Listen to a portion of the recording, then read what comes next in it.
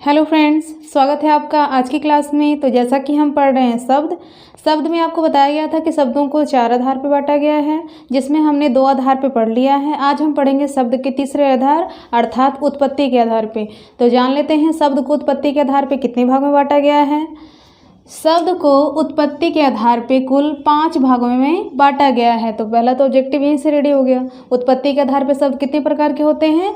5 प्रकार के। कौन कौन से? तत्सम, तद्भव, देशज, विदेशज और संकर। उत्पत्ति के आधार पर शब्द के 5 प्रकार होते हैं। तत्सम, तद्भव, देशज, विदेशज और संकर। ये 5 प्रकार हैं। तो एक एक करके इनको समझ लेते हैं।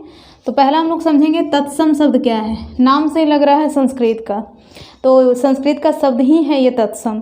संस्कृत के वैसे शब्द जो अपने मूल रूप में ही हिंदी में प्रयोग किए जाते हैं, मतलब जो संस्कृत में उनका मूल रूप है वही शब्द उठ करके हिंदी में आया है और हिंदी में उसका इस्तेमाल किया जाता है, तो उसे हम कहते हैं तत्सम शब्द। एक लाइन में से कह सकते हैं कि संस्कृत के मूल शब्दों को ही तत्सम शब्द कहते हैं जो हिंदी में प्रयोग किए जाते हैं।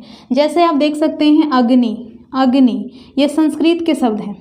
पुष्प संस्कृत के मूल शब्द हैं। पुस्तक, गृह, कर्पूर, जल, ये सभी जितने भी शब्द हैं जो हिंदी में प्रयोग किए जाते हैं ये सब संस्कृत के मूल शब्द हैं। और इसी में विसर्ग, कभी हलंत, कभी कारक के अनुसार इनके पुष्पाय हो जाता है तो कभी पुष्पम हो जाता है, ये बदलते रहते हैं। लेकिन पुष्प बदलता नहीं है, वो मूल शब्द है संस्कृत का ही जो हिंदी में प्रयोग किया जाता है। तो इसलिए कहते हैं संस्कृत के वे शब्द जो अपने मूल रूप में ही हिंदी में प्रयोग किए जाते हैं उसे हम क्या कहते हैं? तत्सम शब्द कहते हैं। उदाहरण में आप देख सकते हैं अग्नि, पुष्प, पुस्तक, गृह, कपूर, जल, ऐसे और भी बहुत सारे शब्द हैं। तो अगर आपको ऐसा दिखे संस्कृत का मूल शब्द जो हिंदी में आया है तो वो क्या हो जाएगा? तत्सम शब्द हो जाएगा। अब देख लेते हैं तद्भव शब्द। तो तत्सम, तद्भव, ये तत्सम संस्कृत का शब्द है, तद्भव क्या है? हिंदी का शब्द है। तो क्या होता है कि संस्कृत के वैसे शब्द जो हिंदी में आने पर अपना रूप क्या कर लेता है? बदल लेता है। अर्थ नहीं बदलता है, बस रूप बदल जाता है। तो उन्हीं शब्दों को हम कहते हैं तत्सम शब्द। संस्कृत के वे शब्द जो हिंदी में आने पर अपना रूप क्या करते हैं? बदल लेते हैं, वैसे शब्दों को हम कहते हैं क्या? तद्भव शब्द। तो यहाँ पे देख सकते हैं संस्कृत के शब्द जिनका अर्थ हिंदी में आने पे क्या होता है? अर्थ और रूप दोनों इसका बदलेगा।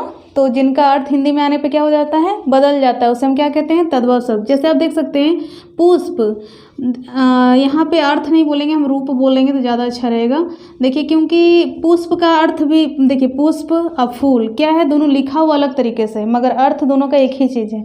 तो देखिए, पुष्प को हिंदी में हम क्या कहते हैं? फूल। तो बदल के ना रूप, ये तत्सम है और ये क्या हो जाएगा? तद्भव। अग्नि को हिंदी में आने पर क्या बदल जाता है? ये आग हो जाता है, तो ये तत्सम है और ये क्या हो गया? तद्भव। पुस्तक को हिंदी में आने पर क्या ये लिखा जाता है? किताब। तो पुस्तक जो है तत्सम शब्द होगा और किताब क्या हो जाएगा? तद्भव। गृह को हिंदी में हम क्या लिखते हैं? घर। तो गृह जो है वो तत्सम, घर क्या हो जाएगा? तद्भव। जल को हम हिंदी में क्या लिखते हैं? पानी। तो ये तत्सम और ये तद्भव। कर्पूर को हम हिंदी में क्या लिखते हैं? कपूर। तो ऐसे ही बहुत सारे शब्द हैं। जैसे अंगोछा, ये हमारा जो है संस्कृत में होता है लेकिन हिंदी में इसको बोलते हैं गमछी। तो वैसे ही बहुत सारे शब्द हैं जो हिंदी में आने पे अपना, संस्कृत के वैसे शब्द जो हिंदी में आने पर अपना क्या करते हैं? रूप को बदल देते हैं। वैसे शब्दों को हम क्या कहते हैं? तत्सम, तद्भव शब्द। तो आप देख सकते हैं जितने भी तत्सम शब्द हैं तत्सम से तद्भव हो रहे हैं, किस तरह से रूप बदल लेते हैं अपना। अब बात करते हैं देशज शब्द की। देशज मतलब देसी। स्थानीय भाषाओं से, स्थानीय लोग जो आपस में बोलते हैं उन भाषाओं से जो शब्द लिए गए हैं और उनका प्रयोग हिंदी में होता है तो उसे हम कह देते हैं देशज शब्द। यानी देसी भाषाओं से लिए गए शब्दों को हम क्या कह देते हैं? देशज शब्द। जैसे आपस में हम लोग बोलते हैं लोटा, थारी, पगड़ी, लुंगी, गमछी, सब्जी को बोलते हैं तरकारी। तो फिर ऐसे बहुत सारे शब्द होते हैं जो हम लोग आपस में बोलते हैं या फिर स्थानीय लोग जो बोलते हैं उस शब्द हम हिंदी में किसी और तरीके से बोला जाता है उसको, और आपस में बोलचाल की भाषा में उसे किसी और तरीके से बोलते हैं, परंतु हिंदी में भी उसका प्रयोग कर देते हैं। तो वैसे शब्दों को हम कहते हैं देशज शब्द। तो जो शब्द स्थानीय बोली से लिया गया है और उसका प्रयोग कहाँ हो रहा है? हिंदी में, तो उसे हम क्या कह देते हैं? देशज शब्द। जैसे लोटा, थाली, पगड़ी, गमछी, लाठी, भात, तरकारी, लुंगी, डिबिया, बिछौना, ये सब ऐसे शब्द हैं जो स्थानीय बोलचाल की भाषा में क्या किए जाते हैं? प्रयोग किए जाते हैं। तो स्थानीय बोलचाल की भाषा में प्रयोग किए जाने वाले शब्द ही क्या कहलाते हैं?